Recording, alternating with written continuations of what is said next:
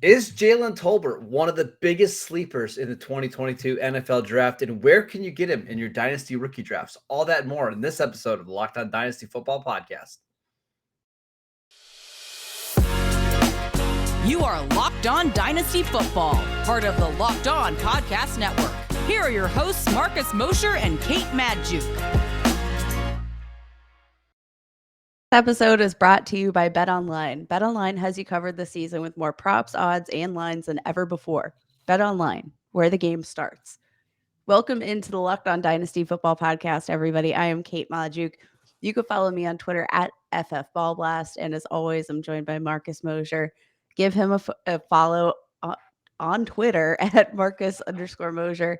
Give the show a follow at Locked On Dynasty, and be sure you're subscribing wherever you're listening to your podcast, because we have been knocking out pre-draft profiles left and right. We're breaking down all the rookies. You are not going to want to miss a single one of these profiles. And even better, we get to break down all this dynasty info with some of the fantastic talents with Matt and Ryan. You gotta subscribe. You gotta leave a 5-star review. I'm just saying.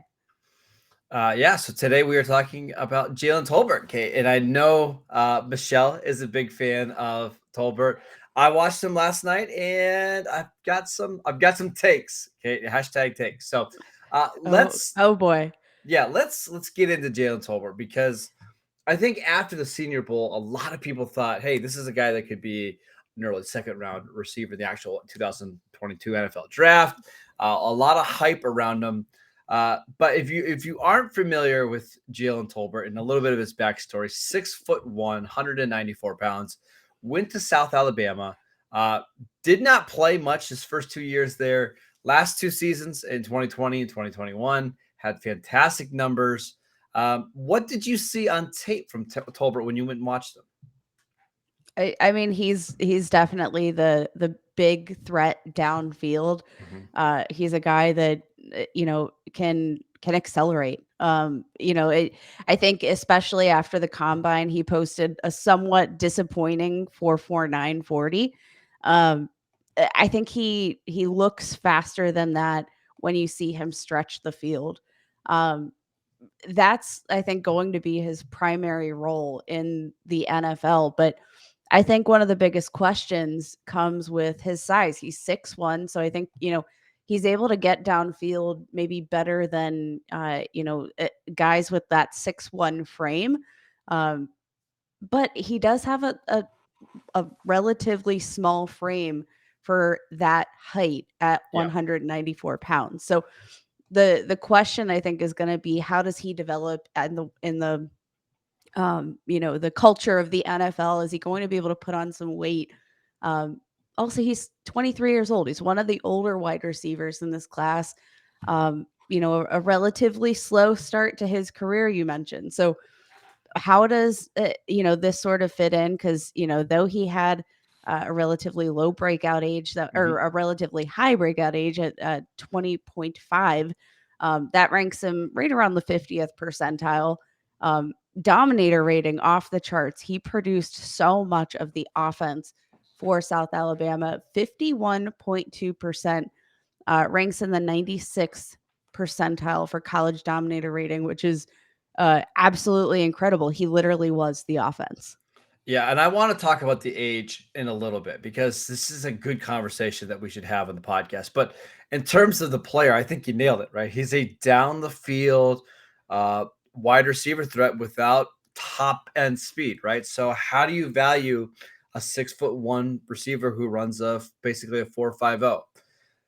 I don't know. It's tricky, because he was productive and he went to the Senior Bowl and looked pretty good. But there's just, it felt like there was something missing a little bit in his game. I wanted him to be a little bit more explosive. I wanted him to be a little bit more dynamic after the catch, and I just didn't see it. Now, that doesn't mean he's a bad player. It's just, I think we need to temper our expectations a little bit. I don't think this is a Cooper Kupp level player. I don't think this is a first round caliber receiver. This is probably a guy that's a number 2 or number 3 receiver on his own team, right? Yeah, I think that's fair. And, I think that he's going to be probably one of these more volatile assets because of Yes. his deep threat ability. I don't think he necessarily profiles as a prototypical number one wideout, but he's got the big play ability, ranked fourth in the FBS in 2021, with 37 deep targets, 20 or more yards.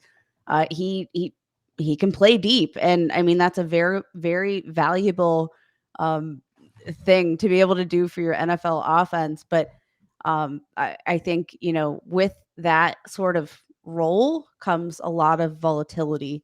Um, Marcus, you and I were in a best ball draft right Mhm. now, a dynasty best ball. Like Jalen Tolbert is the kind of guy that I would much prefer to target as a rookie in a best ball type format Yes. where I Yes. don't have to count on him week to week, but I can capture those individual games where he explodes because I think he's bound to have some of these games. It's just going to be a matter of when. Yeah, I agree. I think the fit is going to be really important as well, right? As you mentioned, like if he goes to a team, I don't know, let's say a team like Detroit, right, where the quarterback isn't super great at throwing the ball down the field. They could add a bunch of receivers over the next couple of years. I don't know if that gets us all that excited, but if he goes to Green Bay and all of a sudden he's the number two receiver in Green Bay, for example, I think that's when we get really excited. So I think his draft landing spot is going to be really important. I think how high he gets drafted is going to be more important than some other receivers, and it just makes him a volatile asset, right? And you kind of mentioned that. So I want to continue to talk about Tolbert and his age because I typically get a little scared about 23-year-old rookie receivers coming out of small schools. But maybe this is a different case, Kate. But before we talk about that, I want to tell you guys about BetOnline. BetOnline.net is your number one source for all of your betting stats and sports info. Find all the latest sports developments, including league reviews and news, including this year's basketball playoffs and the start of Major League Baseball season. BetOnline is your continued source for all of your sports wagering information needs, including live betting to playoffs, esports, and more. Head to the website today or use your mobile device to learn more about the trends in action. BetOnline, where the game starts. So, Kate, does a receiver being 23 years old scare you at all?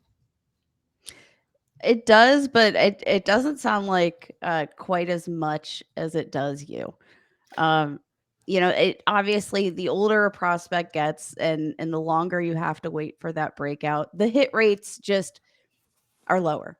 Yeah. The indication of or the correlation with success there is that usually we see that earlier production, and that's a good Yep. indicator of future Yep. success. But um, it's not something that is going to put him off of my draft board. I'm just not as scared if they have an early breakout age, if they are young at the point of the draft. That's a huge plus, but I don't necessarily take it as a knock. So I'm curious as to your thoughts, and maybe I should be more concerned about his age. Yeah, the hit rate for receivers that are 23, 24 during the rookie seasons is not great. Now, there are some guys scattered in there that have had really nice seasons. Cooper Kupp is one of them. Anquan Bolden is another one.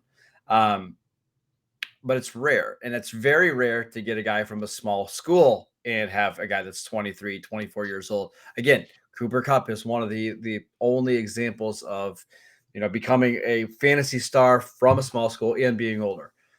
Does that mean that you're all of a sudden saying it's okay to draft these guys high because Cooper Kupp did it? I don't know. It's just the hit rate is very, very low. So you got to be really confident that this player is a fantastic talent and the jumping competition isn't going to be a big deal. Tolbert only played one Power 5 school over the last 3 years. That's a little bit scary. And while he was good at the Senior Bowl, I don't think he was clear cut the best receiver there or anything like that. I actually thought Calvin Austin looked much better. So I like Tolbert. There are some red flags that pop up that make you a little bit nervous, Kate. That's all. Speaking of Calvin Austin, he is another 23-year-old wide receiver in this draft class. Another one who's about to turn 23, Christian Watson, who he's been, a name that we've been hearing a lot of buzz about.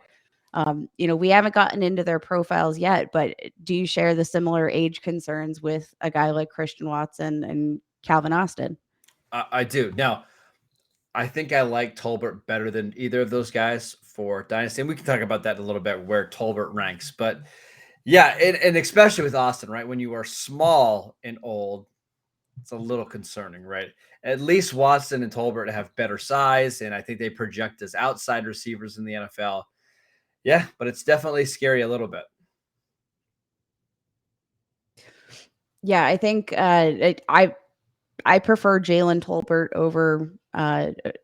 over Calvin Austin for sure.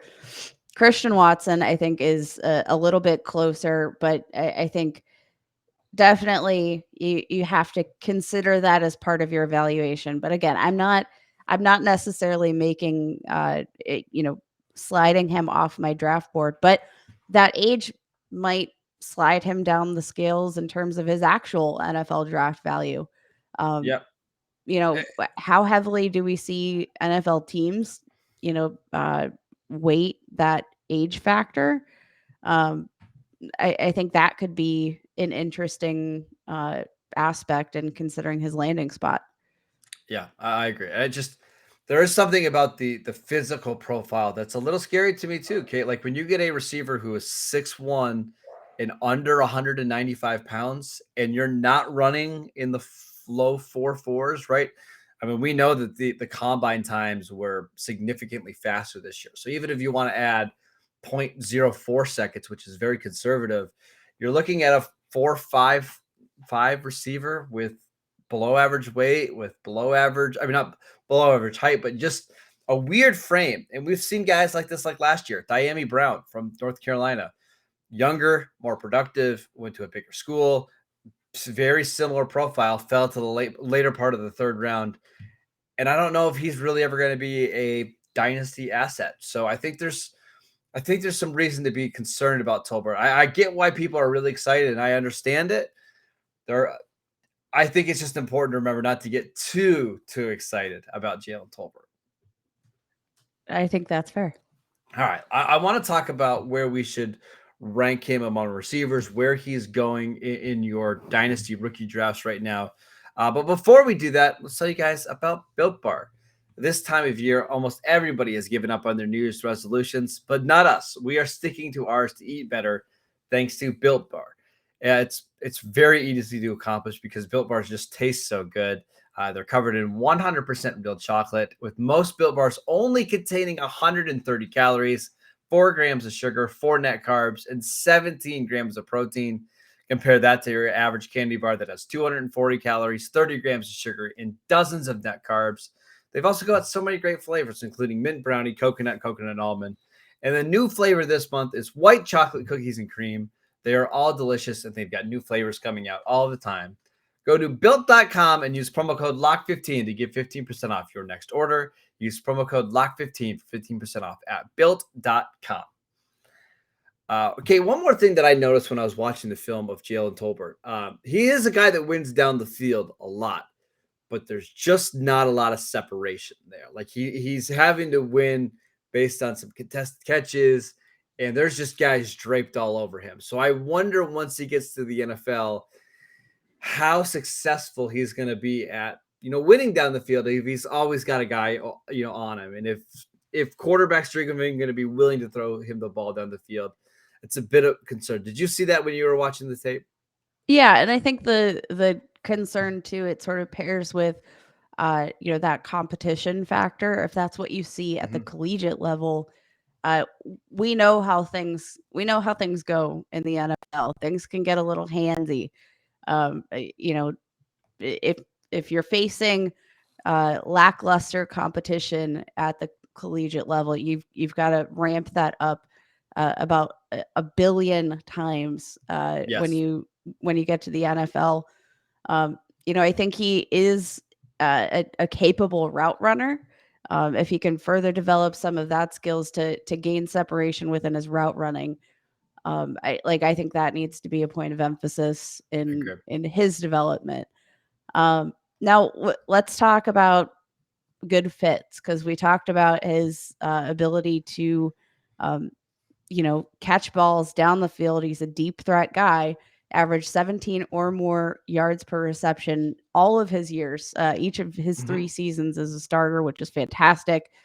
Um, he is going to be, I think, a very viable option for a capable deep quarterback. And the nice thing is, Marcus, is that he is not one of these wide receivers that's going to go in the top half of the draft. You don't No. necessarily have to worry about him missing out on some of these top tier quarterbacks that can deliver the ball Yep. down the field. Tell me some of your favorite fits that we could potentially see, because I mean, between the fact that maybe he'll go in the late second, third Yep. round, maybe, the possibilities are kind of endless here. So what's your ideal fit for Jalen Tolbert in the NFL for his dynasty value? Yeah, I've got 2 fits that I really like. The first one's Atlanta. Atlanta picks at 58 in the second round. That's the pick they got back from Julio Jones. You're going to a team that just doesn't have a lot of options at receiver, right? If he can go into that offense, probably be the number 2 receiver right away and just get a bunch of targets and kind of get up to speed in the NFL that way. I love it. I also love the Colts.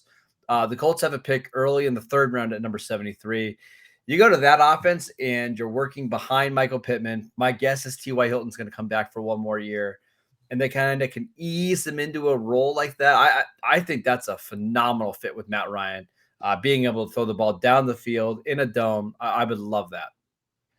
I think that's super interesting. I'm going to throw something different at you here. Okay. What about, and this is me, considering the ability of the deep threat capability, the potential availability of targets here. What about with Kyler Murray? Pair him with Kyler Murray. He's got an arm on him. Give him one of these deep threat options. You've got a veteran in DeAndre Hopkins that sort of alleviates that pressure of the departure of Christian Kirk now with the Jaguars. They do need some playmakers. Rondale Moore, not going to be the deep threat. I think we all have come to terms with that. Jalen Tolbert, I think, could be an interesting fit in this offense specifically because he doesn't need to fill the alpha wide receiver 1 role. I think this is the perfect kind of offense where he could just come in and be the deep threat guy, and that's all you need him to be. Yeah, I think that's a good fit. I like the Chargers again in the third round. Like, they have Mike Williams, they have Keenan Allen in the slot. They did draft Josh Palmer in the third round last year, but somebody else that could help stretch the field a little bit. We'll see how much longer Keenan Allen's going to be with this team. Man, there are a lot of fits, and that's the good thing I like about Tolbert is if he's going in the late second, third round, there's a lot of teams where I'm like, yes, this makes sense. If he's the second or third option in the passing game, you can get really excited about. And that's why I am excited about his dynasty value, Kate. Right now on dynastyleaguefootball.com, he is currently wide receiver 13 among rookies. And that feels way too low. I know people are probably thinking, well, Marcus, you just, killed the kid a couple of minutes ago. But I think he's a major value right now as he's being drafted behind guys like David Bell, John Mechie from Alabama, Wan'Dale Robinson. Tolbert should go much higher than those guys because the ceiling is just much higher than that. Yeah, for sure. Especially, I mean, Wan'Dale Robinson, love the prospect, but again, so small. Yeah. The hit David rate, Bell's so I would slow. rather take my chances on the late breakout Yes. and Jalen Tolbert than some of these guys that are maybe a little bit smaller and have other concerns from a size perspective.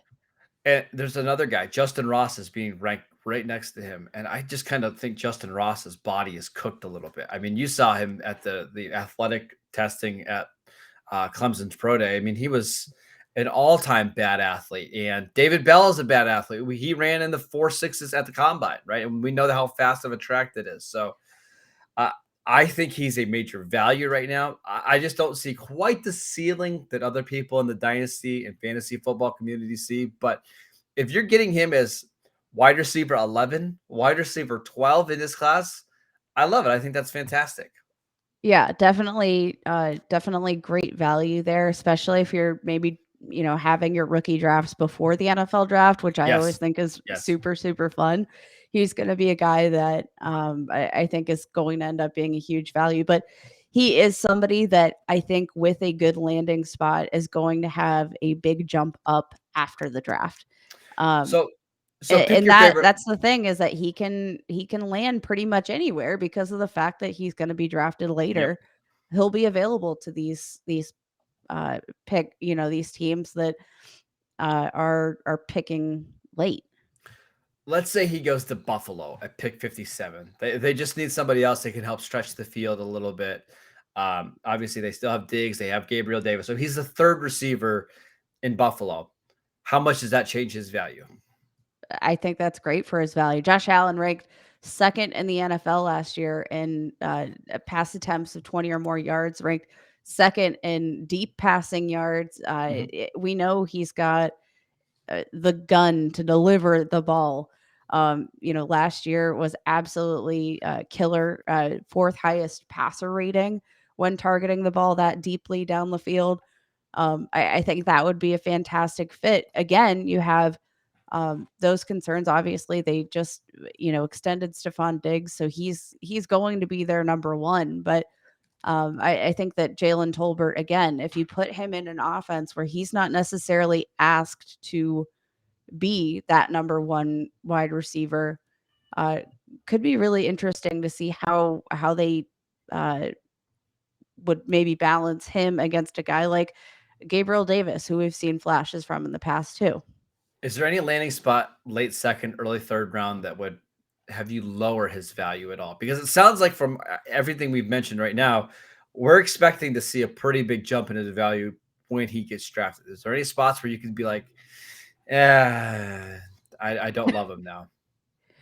I think any of these guys that maybe don't necessarily target or have a high percentage of targets deep down the field, maybe looking at The at Giants? like the Giants. If Drew Lock ends up being the starter there in Seattle, um, I'm not Yeah. totally sure that I would love that fit because I don't any of these guys that I'm not necessarily certain that I trust to get the ball there, like a Daniel Baltimore? Jones, like a Drew Lock. Um, eh, all of these Yeah. are big question marks for me. Sam Darnold, depending on what Carolina does at quarterback, I'm thinking they take Kenny Pickett at this point. It seems like that's Yeah. uh, etched in stone. But God, if Sam He Darnold has anything to do with this offense, no, thank you.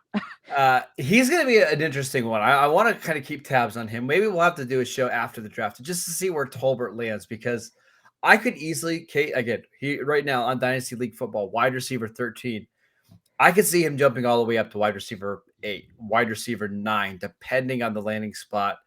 And there's just not many situations where I see him going lower than wide receiver 13, right? Maybe if he goes to, Houston or the Giants or something like that, but I don't see a lot of ways in which his value decreases. Even Houston, I mean, one of the more underrated deep passers last year. I think we saw some promising things from Davis Mills. We are a Davis Mills podcast, of course, but with the limited deep options there, I mean, down the field and on plays with or targeting 20 or more yards down the field, 643 passing yards, 6 passing touchdowns, and 1 interception. Like, Yeah. that's not bad. Had literally the highest passer rating on these deep throws among any NFL quarterback. Like, that's pretty crazy considering the casting of characters that he was throwing to down the field. It's going to be interesting to see where he lands. I'm really excited about Jalen Tolbert. Uh, I think we both like Jalen Tolbert. We're maybe not as high as the rest of the fantasy football community, but still a value right now. If you're having rookie drafts or you're in startup drafts like we are right now, go grab Jalen Tolbert because I think his value is going to rise over the next 17, 18 days. So that is it for today's show. Thank you guys for tuning in. Matt and Ryan will be back tomorrow. So if you've missed them, and I know you guys have, shows coming out on Tuesday and Wednesday. Kate, you and I will be back on Friday to continue talking about some receivers ahead of the 2022 NFL Draft. Follow the show on YouTube, Locked On Dynasty over there. You can follow us on Twitter at Locked On Dynasty. Follow Kate at FF Ball Blast. I'm at Marcus _Mosher. Enjoy your week. We'll see you guys next time.